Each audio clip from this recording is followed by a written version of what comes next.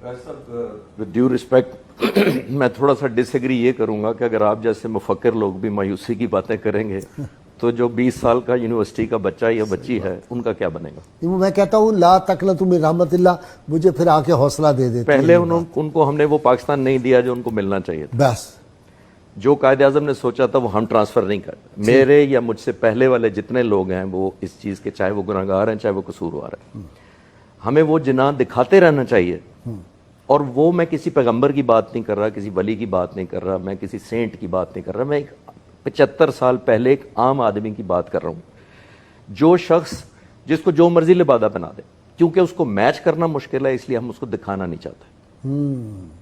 मैं उससे मुकाबला उसकी खुसूसियात, चाहे वो बिजनेस ले लें, चाहे वो एथिक्स ले लें, चाहे पर्सनल लाइफ ले लें, कितना प्रोपेगेंडा किया जाता है कि जी वो बीवी से मोहब्बत नहीं थी, लेकिन कितने लोगों को पता है कि 104 साल पहले आज से शादी हुई थी, जरा कैलकुलेट कीजिएगा, अपनी बीवी को मुंह दिखाई 1,25,000 रुपया, मेरे पास डॉक्यूमेंट है। अल्लाह अकबर। 1,001 रुपया 104 साल पहले, हकमहर डॉक्यूमेंटेड। ये वो शख्स है, मैं अर्ज करना चाह रहा हूँ, अता रबानी एडीसी थे एयरफोर्स की तरफ से, उनके साथ रजा रबानी के वाले अपनी किताब में लिखते हैं कि बड़ी ईद 25 अक्टूबर 1948 को हुई, छोटी 3 दिन बाद हो गई थी। बड़ी ईद जब हुई तो कहा कि कोई रास्ता नहीं मेरे लिए रुकवाना, जहां जगह मिलेगी मैं नमाज पढ़ी।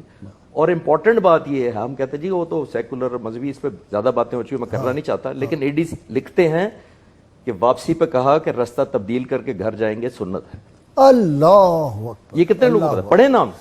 अल्लाह अकबर, अल्लाह अकबर। ये अगर कोई शख्स को यहां तक मालूम है कि रास्ता बदल के जाना सुन्नत है नमाज के बाद, ईद की नमाज के बाद। यौम आशूर किंग की दावत जो थी वो कहा कि मैं नहीं आ सकता उस दिन, जी बिल्कुल, दावत ठुकरा दी उस दिन। एक और बड़ी इंपॉर्टेंट बात, एक दफा एक कॉन्वॉय जा रहा था, उस पर लिखा हुआ था शहनशाह हिंदुस्तान, जिन्ना साहब के लिए लिखा हुआ था। कॉन्वॉय रुकवा लिया, उन्होंने कहा इसको उतारो, मैं कोई शहनशाह नहीं हूं, मैं लोगों का सिलेक्टेड बंदा हूं, जब तक वो चाहेंगे मैं रहूंगा। ये विरासत की हम बातें जो कर रहे होते हैं, हम जब बात कर रहे होते हैं तो हमें ये देखना चाहिए कि उसूल क्या थे। उसूल ये थे गाजी साहब के, चले मैं वकील के तौर पे आपको बता देता हूँ, बैरिस्टर, सिंपल एक आम आदमी, इतने मशहूर जब थे या उससे पहले भी इनकी शर्त होती थी कि पहले केस पढ़ते थे, हमारी तरह 20-20 साल मुकदमे नहीं चलते थे, प्रिडिक्टेबल होता था कि इतने पेशियों में मुकदमा। एक हिंदू क्लाइंट आया, केस मुश्किल था, उसने कायदे को कहा कि मैं चाहता हूँ आप बड़े मशहूर हैं, आप मेरा केस लड़ें। पढ़ा, कहते हैं लड़ूंगा, हर पेशी का 500 रुपया लूंगा, 10 पेशियों में मुकदमा खत्म कर दूंगा, उम्मीद है। उसने 5,000 एडवांस ले दिया, जो कि लेते थे ये, 3 पेशियों में मुकदमा खत्म किया, जीत लिया। जब वो हिंदू क्लाइंट आया तो इन्होंने 3,500 रुपया वापस उसको किया, तो उसने इनकार कर दिया।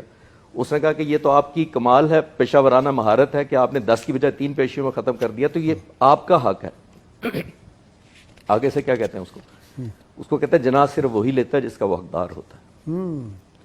ये हम बच्चों को क्यों नहीं बताते कि जब पाकिस्तान बनना ठहर गया तो नेहरू, लॉर्ड माउंटबेटन सब, और सबसे ज्यादा गांधी ने जोर लगाया कि किसी तरह जिन्ना साहब को कायल कर लिया जाए कि मुल्क को ना डिवाइड करे उनके पॉइंट ऑफ व्यू से। सबसे पहले इनको बड़ी ऑफर्स की गई, मिनिस्ट्री ऑफर की गई, बड़ा कुछ ऑफर किया गया, नहीं माने।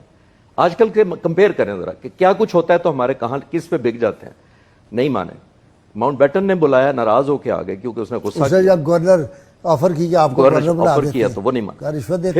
फिर सबसे इंपॉर्टेंट बात है, गांधी ने कहा कि हम पूरे हिंदुस्तान का आपको पहला वजीर आजम बनाने को तैयार है, और पूरा हिंदुस्तान KPK से बांग्लादेश तक, जरा ज़हन में रखिए। इनकार कर दिया, और जबरदस्त बात की। अंग्रेजी में कहते हैं कि उसको कहते हैं what you demand from me belongs to my nation and as a trustee I can not give you what is a trust. इतबार नहीं बेचा, और जाहिर अगर इतबार बेच देते तो आज हम उनको मोहम्मद अली जिन्ना जरूर याद रखते, the first prime minister of all India. आज के रसूल देखे ना कि उसका जो गाजी इल्मुद्दीन शहीद का मुकदमा लड़ा, कभी कायदे में गलत मुकदमा लड़ा है? कभी नहीं लड़ते, तो पहले पढ़ते थे जब तक यकीन ना हो जाए। और ये कहना कि मैं ये ख्वाहिश है कि जब मैं रसूलुल्लाह की बारगाह में जाऊं मैदान हशर में तो कहा जाए कि well done Mohammad Ali. Yes, यानी ये जिस बंदे के जज्बात हों और जो एहसासात हो, और जिसको रसूलुल्लाह सल्लल्लाहु अलैहि वसल्लम की ज़ियारत हुई हो, उनसे पूछा गया उसके बाद वो सेकुलर उसको कहना, उनसे पूछा यह गया था कि मिस्टर जिन्ना आप इतने अमीर हैं और इतने वेल ऑफ हैं और आपकी सेहत भी इतनी अच्छी नहीं है, तो ये क्यों इतनी भागदौड़ कर रहे हैं एक आज़ाद मुल्क के लिए?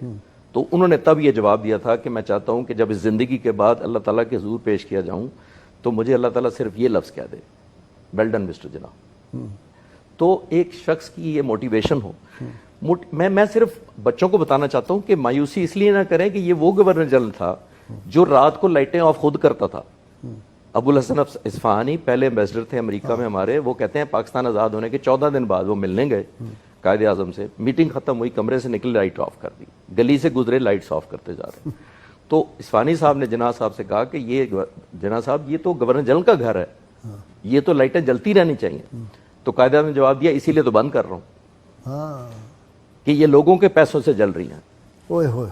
اور میں یہاں سیڑھیوں پہ کھڑا ہوں، جب تم سیڑھیوں سے اتر جاؤ گے تو سیڑھیوں کی لائٹ بھی بند کر.